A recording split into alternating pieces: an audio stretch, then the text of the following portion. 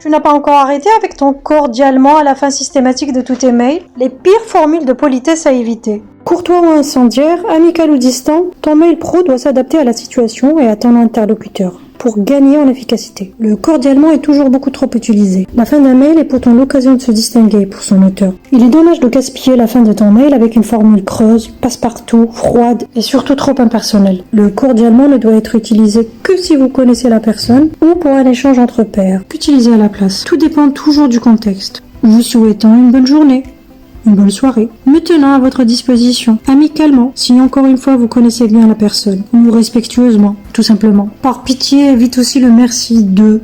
Personne n'aime cette formule, tout simplement parce que c'est une technique habillée maladroitement pour donner un ordre et signifier sa supériorité vis-à-vis du destinataire. Ce n'est pas parce qu'on ajoute le merci que cela rend l'ordre plus poli. Au contraire, c'est mal poli, arrogant et dédaigneux. Utilise plutôt « serait-il possible de » ? Vous serait-il possible de... Ou pouvez-vous, tout simplement. Le merci d'avance est encore plus arrogant.